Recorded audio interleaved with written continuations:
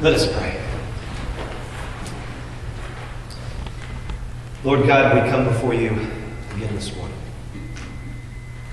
We gather, each of us here in this space, hoping to glean, hoping to move nearer to you, to be blessed by you, to glean something from you, something real for our living, our understanding. Please, Lord, rest your Spirit upon us that we might receive what we need most, that which you can give. In Jesus' name, amen. Amen. Please be seated. Well, good morning. Again, y'all with me? It's quite a gospel reading this morning we received. We have to begin there, the gospel reading. This is quite something going on here. After the disciples, as you well know, after the disciples had given almost 3 years of their life to following Jesus, and they'd left so much behind, Jesus begins to predict his death and resurrection. They don't understand it, that what he's saying. They don't like it that he's saying it, but he does it. He starts to warn them or inform them about it. And then after 3 years, just before he moves into that passion and crucifixion, he offers them this reading that we read about today. This is a portion of that reading. It's his final teaching before then. This teaching that gives them a vision of the future. He says, okay, now you've done all these things for 3 years. Let me tell you what it's going to be like after I'm gone. And then he starts saying all this terrible stuff that we just read. Right? Reminds me after graduating seminary, visiting with the burned out priest, saying, oh, you don't know how bad this is going to be. It's true. He starts off by giving them a vision of the future that says that their temple is going to be destroyed. Now, just so we start with understanding, this is the thing, this is their identity, right? This is who they are. This is the thing that unites them as a people. It's the place where they believe God would meet them and one day lead them to salvation. So it's the icon of hope for them. When they're out in the world in the diaspora in another place, when they prayed, they would physically position their body towards the temple. And now Jesus says, this point of orientation for your life is about to be gone. So this world-shaking beginning invites or evokes a need for clarification. But when he does, when he clarifies, it just gets worse. He starts saying this stuff about earthquakes and revolutions. These terrible things. You can imagine hurricanes being in there, right? All these portents of earth and sky, all these terrible things happening. And when I read this, I can't help but to think right then and there, all those 12 disciples that were listening, that were united with one thought. Okay, how is he going to tell us that he's going to prevent this from happening to us? Save me, O Lord, right? And so Jesus responds to that probably movement of their heart. He says, oh, don't worry about this, my friends. Long before all this is going to happen, you won't be around because you're going to be manhandled, right? You're going to be thrown into prison. You're going to be hated by your family. You're going to be killed, some of you. You'll be drugged before kings and queens, but don't worry about those moments. Don't stress about that. I will give you the wisdom and the word that you need. But by your endurance, you will save your soul. This is a striking vision of the future coming from the Messiah for his chosen people. As I thought about it this week, I really think it's actually quite accurate. We can relate. Maybe not to this last part about being drugged before kings and queens, but about all the rest of that junk. About pain and struggle, right? About life being a total mess. This vision of the future is messy enough just to be true, right? Can I get an amen? Amen. You know I had to ask at least once. So, it's clear. So, this got me thinking this week. What is victory then in life? Surely these men who were following Jesus for so long, they were with the Messiah. Surely he was leading them to victory, but was this a sense of victory? Jesus was saying it was. So what does victory mean? Really mean in my life and in yours? I got stuck with this question. I carried it around most of the week. I carried it, I talked to some of you about it. I even talked to Dr. Don Winslet when he and I were chatting about it. He had some takes on it. I'll share in a minute. But at the end of the week, I determined this was a very important question. Very important question. What is victory? How do you win this game you are playing so hard at? Well, it's clear in our lives and in the gospel, it can't be just surviving. It can't be just surviving. Although we all want long lives, it can't be victory, right? None of us get out of here alive, right? We know that expression. But also, I've rarely, if ever, visited with a 90-something-year-old who said, "Shoot, I made it to 90. Victory is mine." No. What you find in those older years is this just you. The game is just the same. It's not victory. So, what is victory? How do you win? Don Winslet, when I asked him that sort of, very loaded question, he tried to use the metaphor of an athlete. And he said, in typical Don way, he said, maybe we could use the metaphor of an athlete. Maybe it's pouring yourself out on the playing field. Reaching the end of the game and knowing that you've done your very best. Maybe we can say that's victory. But really? Hey, does that ever really happen? Have you seen that happen? Maybe every now and then. But is that what you have to hope for? That one day you will look back on your life and realize you poured yourself out for a worthy cause? Is that victory? Perhaps. But I don't think it really works. Because I don't see it happening. I see it every now and then. I think we saw a great vision of that for Carl. But Carl would like to still be here with us. He wasn't done yet. Austin Hardcastle yesterday at the memorial service for Larry said brilliantly that, the problem with this sort of thinking is that in our faith, we say clearly, unlike all other religions, we say that it's not about what you have to do to be with God, what you must do to earn to be with God. Our faith is about what God has done to be with you. So there's a real problem with this athlete metaphor. Another metaphor I thought of was not metaphor, really. Another example is the Vikings. Back when I had more time, I used to love reading books about the Vikings and their conquest. Bernard Cornwell is always my favorite. And what I love about them, they had a clear vision of victory, didn't they? All you had to do was die in battle with a weapon in your hand, and bam, you were in Valhalla, right? You were in the party that lasted for eternity. Just cover your ears, kids, with sex, drugs, and rock and roll. That's the Viking vision. The Viking vision, right? For eternity. I mean, it's simple, and I like that. But alas, of course, it's also complete nonsense. But at least they had a vision of what victory is. A clear vision. Do you have a clear vision of what victory is? I'll say it seems to me like if we don't, then victory will be defined for you, and it will be defined as what seems easy and popular and comfortable. My friends, as life has taught me, and I think most of you, that way is rarely the way to actually be blessed, to be victorious. It may look blessed to everyone else, but within, you come up short. I don't want that sort of victory. I want a different sort of victory. So what is victory? It's not an athlete pouring themselves out on the field. I'm sorry, that just comes up short. Right, Austin? I probably slaughtered your quote. Sorry, buddy. Beautiful job yesterday. It's not an athlete. It's not surviving.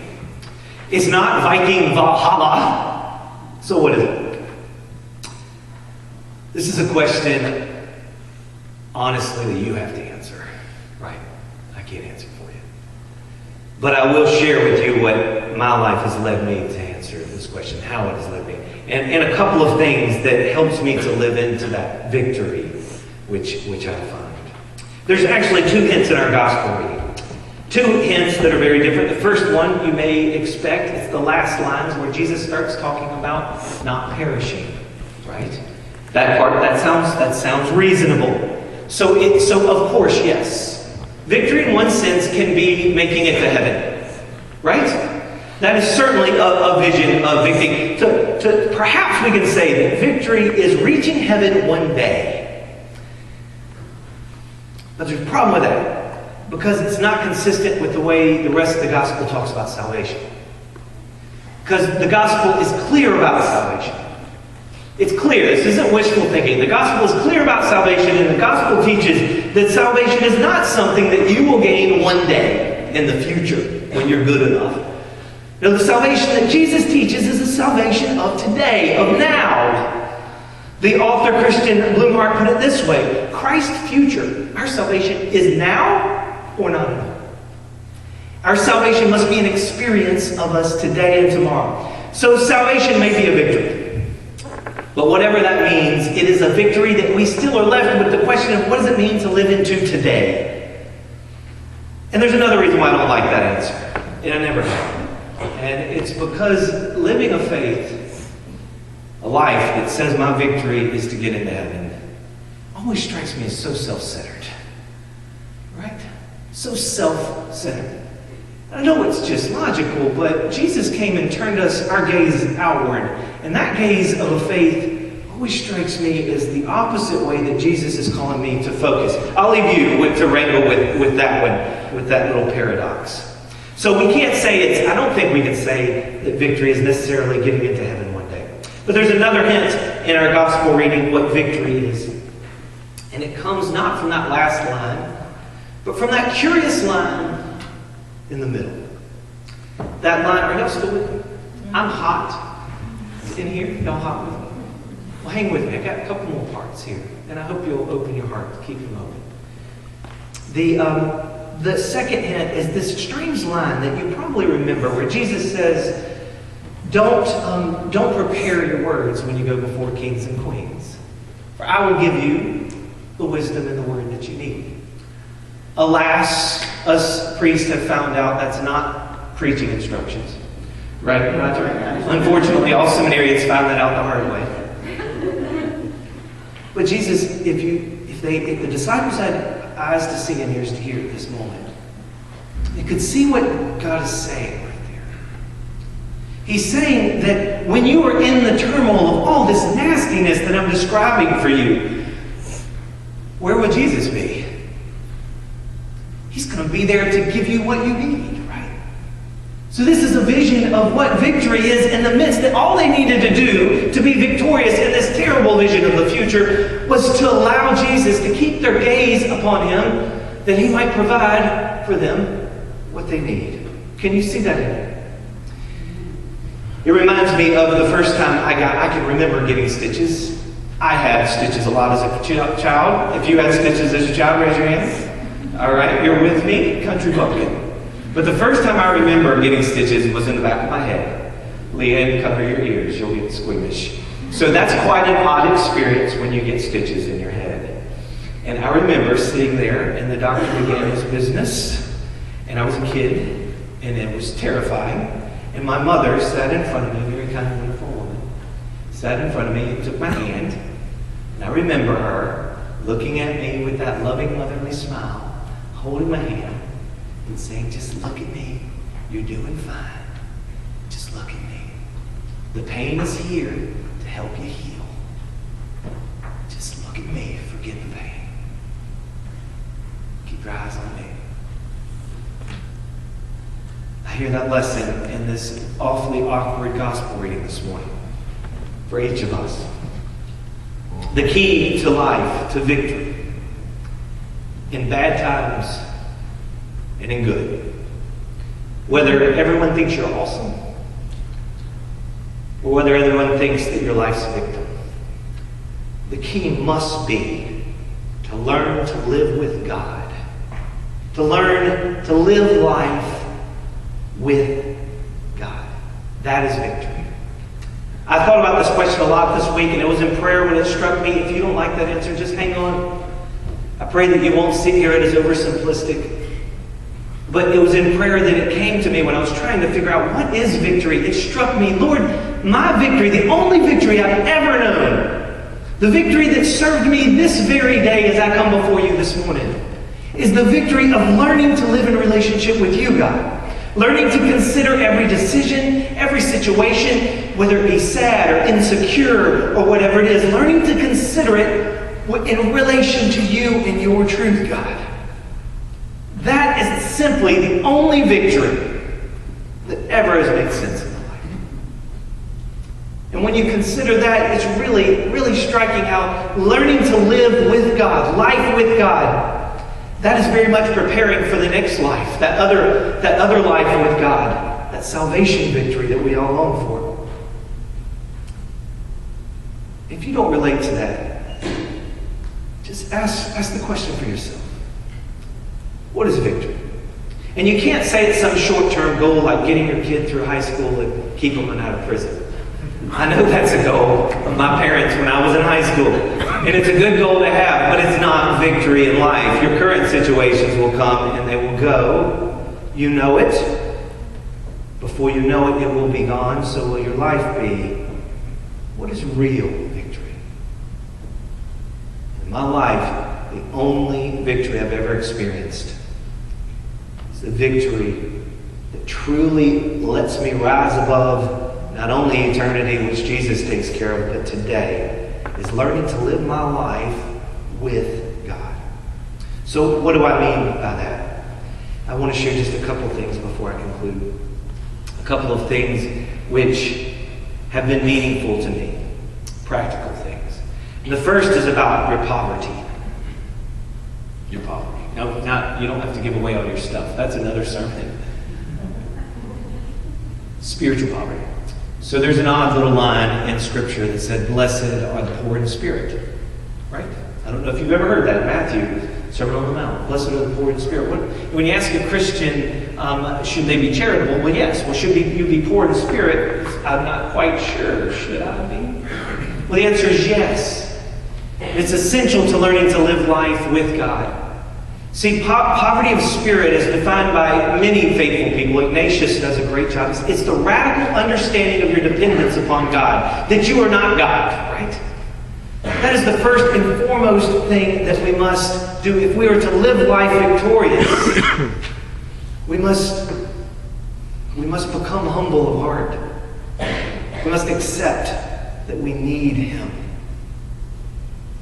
and get off His throne. So that's the first thing, and I'll say more about that. That's another teaching. But the second thing is like it comes from it. It's something that I find that when I am, my faith is stumbling, and I'm lost. Oftentimes, in this poverty of spirit, in my need for God, I find that I'm actually seeking Him a little weird. I'm seeking His hand instead of His face. The second thing I've learned that we must do if we're going to live life with God is to stop seeking His hand. Meaning what He does for you all the time. Meaning seeking to use religion and God to get life on your terms. My will be done. And truly learn to seek God's face. Seek His truth. A nearness and closeness with God. An understanding of His love for you. So I know I have to be brief because I've already gone. So the first one is the poverty of the spirit. The second is learning to seek God's face over His hand. And that's someone else's words, not mine. And the third is learning to communicate with God. As Paul said, just praying without ceasing. And I realize you've heard this from religious people your whole life, most likely. Me too. I didn't relate to it most of my life. But now what I've come to understand is that it's a very real thing about living life with God. And it's sort of like this. It's sort of like you begin each day and you make a phone call. You say a prayer to God. It's like sort of making a phone call to God in the morning. And you leave it off the hook all day long. You're not like talking to Him all day. That's so heavenly minded you're no earthly good, if you know that expression. No, but it's like throughout the day you pick that phone back up and check in with Him. No matter where you are, the bathroom or walking or wherever, you check in with God. God, did I just manipulate that person? God, why? You stay in contact with Him. You learn to live life with Him, beside Him, keeping your gaze upon Him, knowing that He is the victory. He is the only victory which you can hope in. You can trust Him. That's enough for today, I know. So seeking poverty of spirit, His face, and praying without ceasing. All these are portions of loving God, which allows you to understand the power in it. So for those of us who this doesn't resonate with today, I just hope and pray you will take with you at least that question. What is victory for my life? If you are one here today who is struggling with grief, or one here today who's struggling with life, and you made a mess of things, or whatever it is in your life, I pray that you will hold on to that image that Jesus gives us as he's holding your hand and he's saying, just keep your eyes on me. Pain is part of healing you. If you would just keep your eyes on me, all will be well. For I am always with you. Live your life with me.